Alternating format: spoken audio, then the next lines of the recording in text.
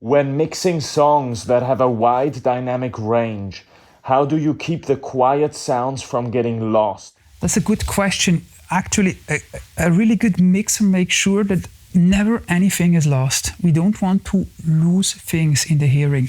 And so either you have to make space for the little things in the mix, or you solve it by really placing the instrument at the right place.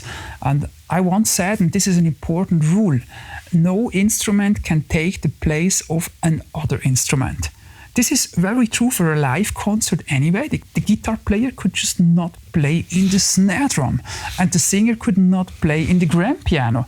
To me, the same thing goes for the speakers. However, if you open up your tracks in Pro Tools or on the board, before you mix, everything is at the same place. Everything is in the middle.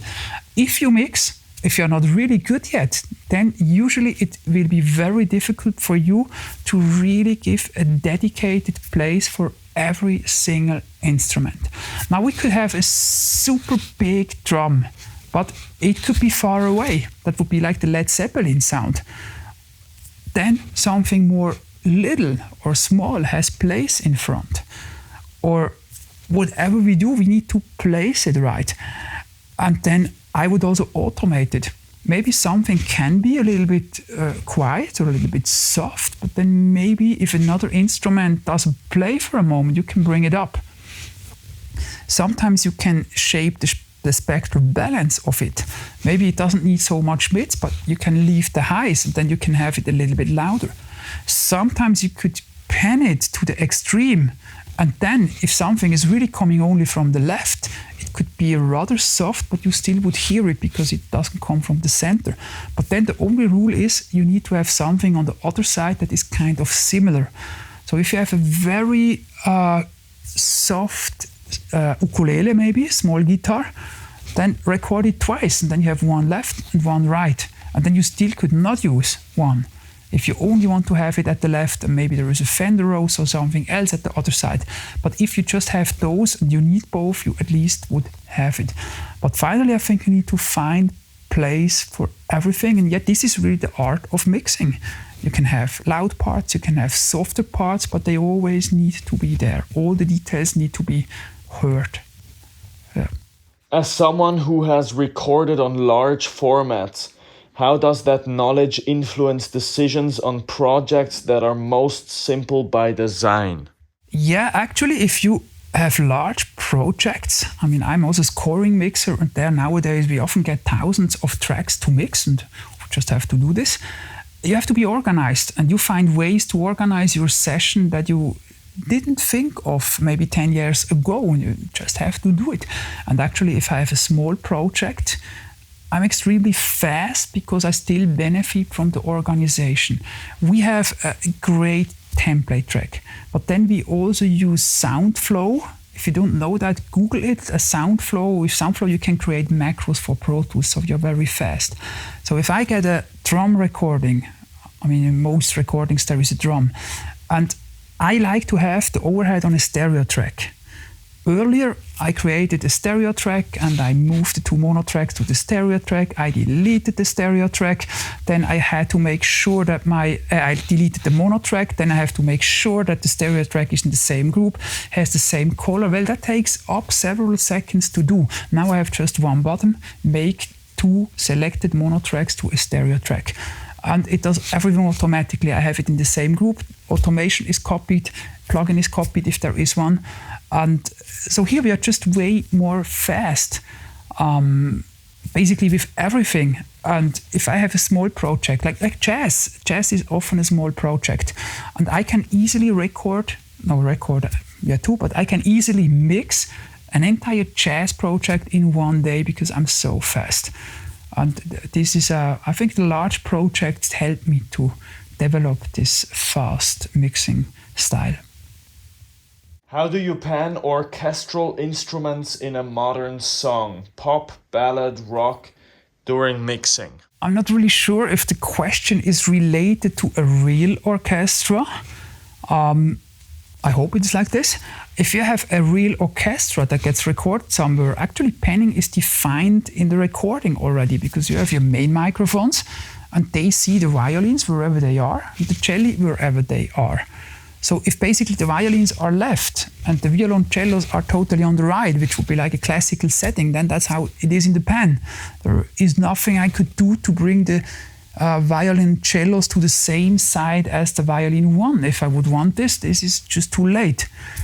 Maybe the producer or composer speak with me as the mixing engineer before the orchestral recording, and then I would actually think about a good panning, and then I would make sure that the orchestra would be placed in the way we wanted. Because maybe really it would be better to have violin ones here and violin two at the other side and the violoncello in the middle, but then they have to stand like this.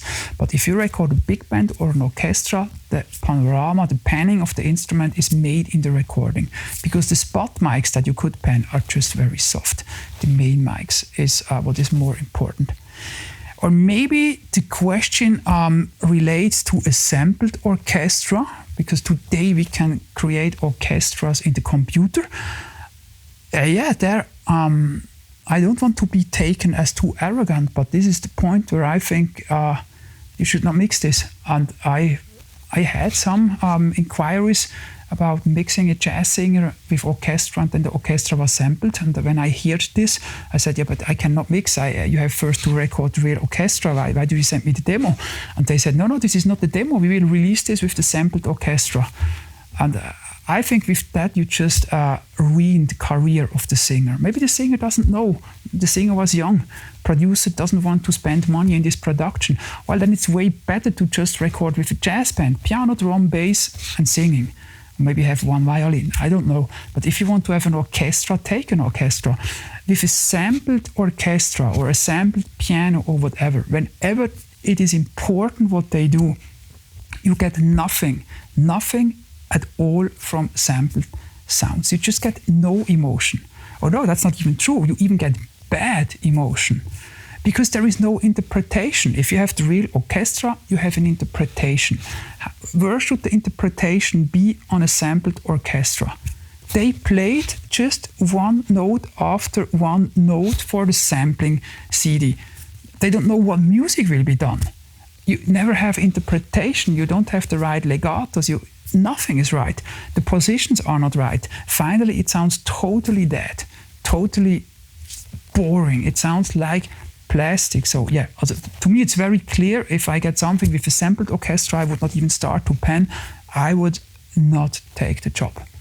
And this might also be a recommendation. So sometimes you also have to refuse to work with something because it just could not be good. And then you just have a bad reputation for yourself. You did something that made no sense. I'm not a fan of this. I think it's better to be honest, to say that's bullshit, that doesn't make any sense, I'm not going to mix, and I really recommend you to also not mix it with somebody else. I recommend you to do it in a different way. I think that's really totally important. Yeah, so that was it with question answers for now. Subscribe to my channel. If you're interested in the Mixing Bible, which is a course that you would have to pay for, but I mean, it goes way more into the depth than those free YouTube tutorials that I have. You find it on my website, danieldettwiler.com, or just Google my name, you'll find it. The Mixing Bible is actually a huge success, and whoever watched it so far really loved it. I really think it brings you further, or if not, watch my YouTube videos. Ring the bell, and see you again soon.